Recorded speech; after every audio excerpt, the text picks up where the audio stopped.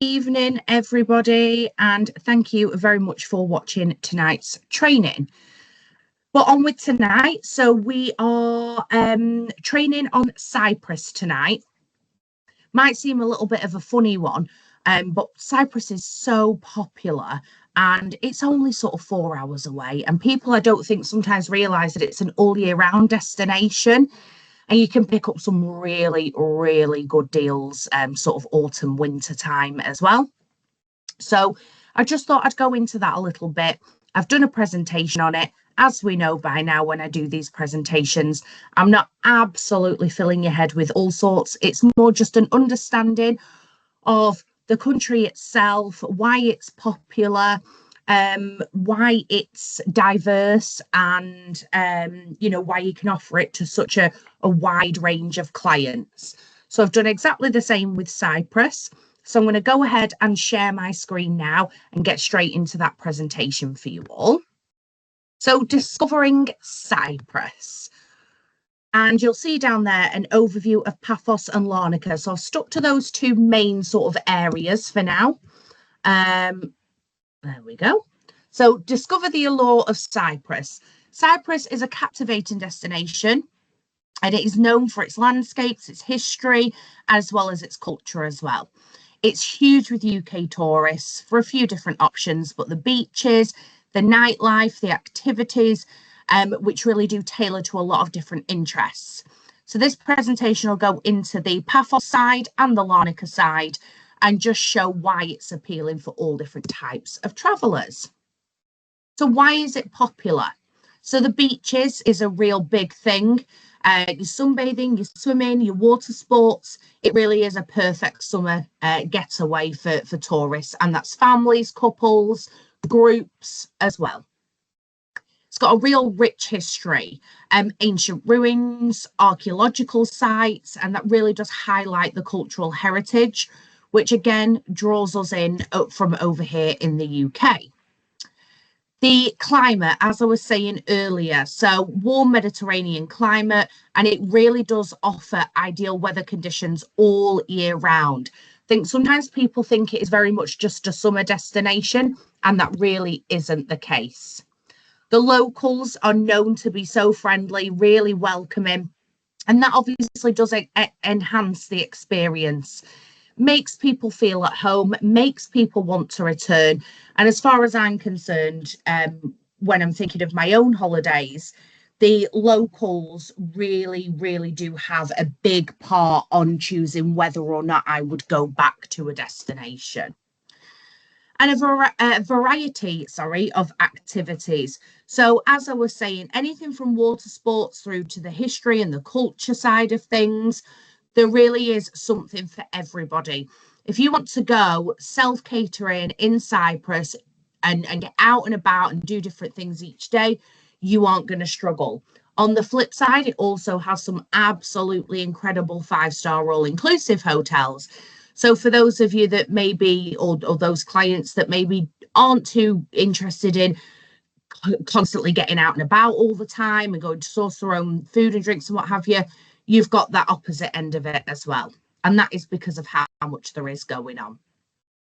So for the Paphos side, Paphos stands out as a premier holiday destination, and it's celebrated for its rich archaeological heritage, its breathtaking beaches, and the picturesque harbour. It's a place where history meets natural beauty, attracting visitors from across the globe who are seeking a diverse experience. So for anybody who hasn't been, you've got the old town and the new town of Paphos. So you really, really can sort of tailor it to your clients' needs and what they seek from going away. And the weather. So spring, March, April, May, you are looking at temperatures between 15 and 25 degrees. So for those who don't necessarily want to go away to sit on a hot sunny beach for however long, this is a really, really good time to get out and about, to explore, to visit the ruins, the archaeological side of things. Not too hot, not too humid, really nice temperatures. Autumn, September through to November, Again, provides a warm climate between 20 and 30 degrees, ideal for beach activities and sightseeing, but without the summer crowds. Summer, of course, as I'm sure you can imagine, can be very hot. I've put here temperatures often exceeding 30 degrees. It has throughout the last couple of years hit 40 degrees in the peak summer as well. Probably just worth knowing. I just feel like if you said to somebody 33, if you said to somebody 39, they're just so different, although there is just that few degrees. So very much a peak time for beachgoers, but obviously bearing in mind if people are wanting to get out and about, do different excursions, maybe look more towards the history side of things, it's going to be very, very hot. And winter, mild temperatures of 10 to 20 degrees. So maybe not great for swimming and being in the sea and all that kind of thing, but certainly with regards to those activities that it's going to be too hot for in the summer, perfect time. The other thing to bear in mind in the autumn and the winter, really, really good time to promote things like your bowls groups, as in crown bowls. Spring, your golf groups, you know, a place like Cyprus has got so much going on. And as I say, communities such as Crown Green Bowls and golf, they love Cyprus. A lot of hotels actually have crown bowling greens. And of course, there's golf courses dotted around all over the place as well. And just a couple of attractions, but not your usual water park sort of thing. So Paphos Archaeological Park, it's a UNESCO World Heritage Site. It's famous for its mosaics, and that they all centre around the ancient mythology and daily life. You can visit the ruins of the Roman villas and learn about the history of the area. Tomb of the Kings is a very popular attraction. All of these are available on places like Viator. They have hundreds, to be honest, but Tomb of the Kings is a very, very popular one, and that is another UNESCO World Heritage Site. It's got underground tombs that are carved into the rock, and they date back to the Hellenistic period. Fascinating glimpse into the burial practices of ancient Cypriots. Very, very warm, very humid. I have been. So just bear that in mind if you do have any clients going. They want some comfortable footwear, maybe a mini fan if they've got one to hand. And of course, the beaches. Sunbathing, swimming, water sports. A beach is a beach. I absolutely appreciate that. But if you will get those clients that want specific things from their beaches, you will find it in Paphos.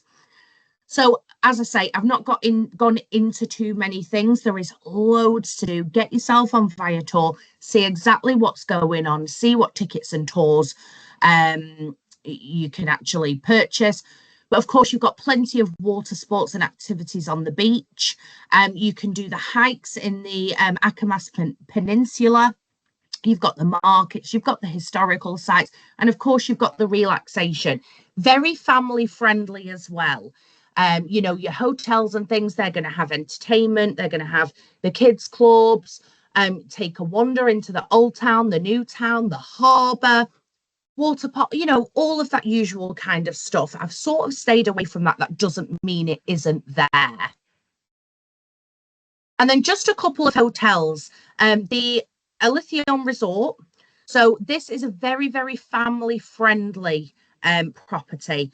Really comfortable accommodation, plenty of pools right on the beachfront. So if you do have somebody who wants something a little bit more upmarket, but still very family friendly, great option. And on the right hand side there, the Elysium Hotel. This is known as a luxury option. I chose the photograph there specifically. Some of you, it'll mean nothing. To others, you may well notice the gentleman with his mouth open in the middle is a famous person at the hotel. So it is a luxury option. It is known to be a very, very high standard 5-star property. honeymooners, your more affluent clients. This is tailored. The service, it's known for its outstanding service. It's known for its different a la carte restaurants. It really, really is worth spending the money if you have clients that want this kind of level. And just a couple of local food options. Halloumi cheese says their Cypriot favourite. I'm going to throw it in there and say also a Sharna favourite. You may have tried it, you may not have tried it. I think you most certainly will have heard of it because it's one of those things, just like gin and Prosecco, that came around and had their trendy moment. Halloumi very much had its trendy moment. Traditionally grilled or fried, can be made from cow, sheep's or goat milk. Often enjoyed as an appetizer or in salads. Unique texture and flavour. Does make it an absolute favourite. And like I say, it is certainly one of mine. Moussaka, again, absolutely love this. Layers of eggplant, minced meat, potatoes and bechamel sauce. Really, for the Cypriots, it's really known as like a hearty sort of meal. And again, it makes it really, really popular. Fresh seafood, as I'm sure you can imagine, you set all along the coast there. So dishes such as octopus, all different types of seafood, all different types of fish, absolutely you will find in abundance up and down Paphos. And maximize your experience in Paphos, hire a car. Now I've put this because it's great for people to get out and about. But the other good thing, which again, a lot of people don't know, is that Cyprus follows the UK driving regulations. They drive on the same side of the road as us. So obviously the cars are set out the same with regards to, which side you sat in as a driver, etc. So really, really well worth offering that. And then over to Larnaca side. So the reason where I've put Paphos and Larnaca, they're your main two airports. From Paphos, obviously, you will tend to actually holiday in Paphos, but you do also have the likes of Coral Bay and places like that. Larnaca, same kind of thing. So Larnaca is your second main airport. Larnaca is a city. And then from there, you've got places like Ayia Napa, that I'm sure people have heard of, and you will travel from the airport to your resort, although you can of course go to Larnaca itself also. So the weather in Larnaca, springtime offers again mild temperatures, blooming landscapes, and again makes it ideal for outdoor activities. Summer, once again, very, very hot. And of course, that can make a difference with regards to people who are wanting to get out and about. Autumn, comfortable temperatures and fewer crowds. So September, October, really, really nice time to travel. Really lovely time to travel. Now, you can go in the winter. The difference between Paphos side of Cyprus and Larnaca side of Cyprus is that you will find that more things in Larnaca close down in the winter. So I've put there some attractions may have reduced hours, but please do bear in mind that a lot more does shut down in comparison to the Paphos side. And again, just a couple of attractions. So you've got the Church of St. Lazarus, and it's a significant historical site. Apologies for my mouth and pronunciations tonight. But this is believed to be the burial place of Lazarus, who is the friend of Jesus. And the architecture in and around the building is what draws people there. If you haven't been, I've heard it's really worth visiting, whether you're into that kind of thing or not. Larnaca Salt Lake, natural attraction. So not something that's been built, not something that's being changed and messed about with. And it is home to some flamingos throughout the winter time. Really, really good for bird watching, walking areas, and just something different. It's not often you tend to go to a beach holiday and being able to walk around and sit around a lake instead. And Finnicadua's Promenade. It's a lively waterfront area, palm trees, restaurants, cafes, more local, not your big sort of food chains or anything like that. Much more traditional, but really, really nice for being able to just stroll down there, stop and maybe have a drink, find somewhere to sit down and eat, while still being quite vibrant as well. So well worth going to. And things to do on the Larnaca side. So water sports, diving in the water, parasailing on the beach, jet skiing, all readily available at pretty much all spring and summer. Immerse yourself in the culture. So Cyprus has a hell of a lot of like festivals and things like that. The Cyprus Carnival is actually just more like a 10-day party, to be honest. The Rose Festival, the Cherry Festivals, they have some kind of festival pretty much every month. I've put their go out because we've spoken quite a lot about the more traditional, more calmer, more local side of things, but we also all know that Ayia Napa comes along with the Larnaca side of Cyprus. Won't be for everybody, absolutely will be the be all and end all for others. But if you've got somebody who really does want to get what we obviously call out, the vibrant nightlife of Ayia Napa, some of the bars, or clubs, should I say, genuinely do open until 8 o'clock in the morning. One of those places that you wouldn't bother going to before sort of 10, 11 o'clock at night and party your backside off all night. There's bars upon bars and club after club throughout Ayia Napa. You've got other areas such as Protaras, which are more low key.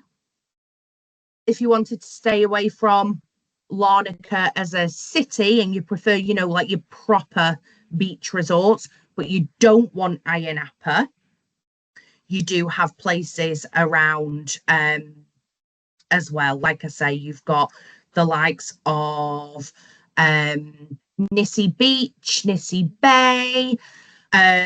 Where else have we got? Protaras, with like the groves and stuff in Protaras, absolutely beautiful. That's definitely a good recommendation.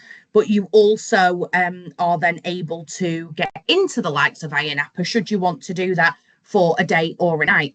Ayia Napa is very different in the day to what it is at night time as well. So don't let that put clients off either. And then joining in with the locals, you've got your local markets such as the farmers market and the crafters market. So, if you are wanting to get out and really see how the locals live and really sort of mingle amongst them, then this is your sort of surefire way to do that. Pick yourself up a trinket, something locally handmade, handcrafted, whatever it might be. And I've just popped on the end there, simply do nothing. If you just want to go and sit on the beach, on a lounger, watching the day go by, absolutely perfect place to do it because there's beach after beach after beach in Cyprus as well. And again, just a couple of hotels. So the Golden Bay Beach Hotel is renowned for its beachfront location. Again, family-friendly atmosphere, huge amount of amenities, plenty of dining options, activities as in owned by the hotel rather than going out locally. So if you've got somebody who fancies something like that, really good option. And again, sticking with the theme from the Paphos side of things, the Radisson Blu, really, really modern hotel. Very, very luxurious. You can see there from that rooftop pool the kind of standard, the kind of aesthetic that you get in there. You've got the infinity pool, you've got your upscale dining options, prime location. I think this one is adult only, but please don't quote me on that. It may not be. But again, certainly targeted to a certain type of market and client. A few more from the food side of things. For any of you that know me, that won't be a surprise. Souvlaki, a local favourite, really popular dish, which is skewered and grilled meat, often served with pita bread and vegetables. Absolutely gorgeous, and is making me hungry. But yeah, really, really well known for for the locals and for visitors as well. I'm sure, again, if you haven't tried it, you've probably heard about it somewhere along the line. Klastiko, which again is a traditional Cypriot dish made from slow cooked lamb, herbs, spices, just falls off the bone, and again, often served with vegetables. Really, really worth trying if you are a meat eater. And a meze, again, I'm sure we've all heard of it, whether we've tried it or not. Just a variety of small different dishes. You will find in there your traditional, you'll find in there maybe some less traditional options for a meze as well. And again, hiring a car, the same goes for this side of Cyprus. The road system is similar to over here, and it just makes it a really easy and comfortable thing for people to do. You know, with some people that may be going to somewhere like America, you mentioned the thought of a car hire and they absolutely just go inside of themselves. Cyprus is a really, really good way to also break that barrier. You can get out and about, you can see and do things. You've got the more comfortable side of it, knowing that you're on our side of the road and things like that. But it's also breaking a barrier for your clients who may be going elsewhere in the future. And basically how to sell Cyprus to your clients. So understand Cyprus, which is obviously the reason that I've done this kind of presentation. Understand the appeal of it, understand what is going on there, who you can target the country to, and obviously which side of the country as well. Highlighting your areas of significance. So family friendly, for example, maybe wanting to do a couple of things with regards to getting out and about. You've got that town centre, etc., etc. You're going to emphasize and you're going to highlight somewhere like Paphos. On the flip side, if you've got somebody who wants maybe more of a city, if you've got somebody that, of course, wants that real 1830s type of nightlife, there's more in the way of history and things over that side, then you're going to showcase Larnaca. And then advise them on things like car hire, advise them on things like your tickets and what's available. If you've had that real good initial conversation and you've built that rapport, you're kind of already going to know what they want to do, what you want to offer them. You might come across something that you didn't know, and it might absolutely tick all of their boxes. Put it in there, give them the travel tips, give them the insights. There aren't currently any sort of travel guidance or customs or anything like that, but keep up to date with these things. Really promote the area. Also, I've not put it in here. I forgot to put that on. Promoting the local cuisine. So, like I say, these kind of things, people who go traveling, they do tend to be food lovers. They do want to try different things. For those who maybe don't necessarily like to try different things, when you break down what some of these local cuisine, local dishes are, meat and veg, then actually it's not too scary for them, but you're helping them overcome certain things. Accommodations, as I say, there's hundreds and hundreds of accommodations. There is no reason whatsoever that you wouldn't be able to find an accommodation that would suit any kind of client.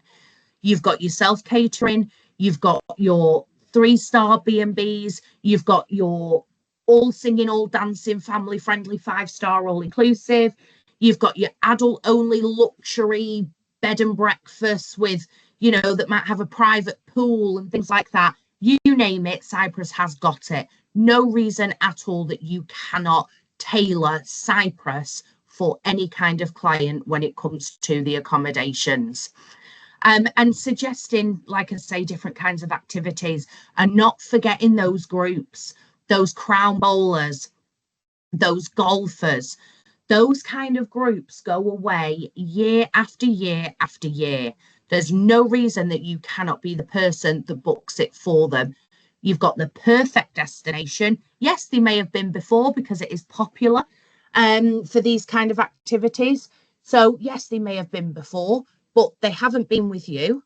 And therefore, you're going to do it different and you're going to do it better. Hiking groups, walking groups, water sport enthusiasts, whatever it might be, please encourage these kind of things. Get your name out there, get yourself out there and promote these kind of holidays as well. And sorry, what I was going to say was the one thing that I haven't put in here is the weddings, just because we end up being on a completely different type of training. But when we have done the wedding training, Cyprus has come up on more than one occasion. So it's very easy to get married in Cyprus, very easy. Minimal documents needed. You're not having to translate them all into different languages and stuff before you travel. You only have to be there a few days before you can legally get married. Another big one for people is the fact that if you're staying in, let's say you're the bride and groom and you're staying in a big fancy 5-star all inclusive, but you've got people that may not be able to afford that. It may be their idea of hell for a holiday, who's to say. What you can do really, really well and really broadly in Cyprus is you could have, say, Nan and Grandad wanting to stay in a bed and breakfast a few miles down the road. They can do that and have a pass for your day, for the wedding day, which obviously includes everything. So if as the bride and groom, if they've booked the wedding ceremony and then like a big reception or a barbecue on the beach, whatever it might be over there, they pay for that pass if they're not in that hotel, and they can enjoy all of that throughout the day. So it makes it another really, really popular option because you're not expected to all have to stay together. You can do that, come in for the day, and enjoy whatever it is that they've booked and decided on. Going off that, they have such a huge range of additional options for weddings in Cyprus. And I am talking steel bands, I am talking private boat hires, barbecues on the beach as a reception rather than, going to sit in a restaurant, all that sort of stuff. You can also get married in some of the more historical, well, very old, sort of churches and buildings, and very, very appealing. And on top of that, they fly so often that you don't have to tell people you have to come for a week, you have to come for 10 days. If they want to go for 4 or 5 nights and obviously just cover the wedding dates, absolutely can do that. So any questions or anything, please, obviously, as per usual, let me know, get in touch, WhatsApp, email, and I'll certainly try and help. So yeah, hopefully you've taken just a little piece of something away with you and feel a bit more confident to start selling and promoting places like Cyprus. Thank you very much, everybody. Bye.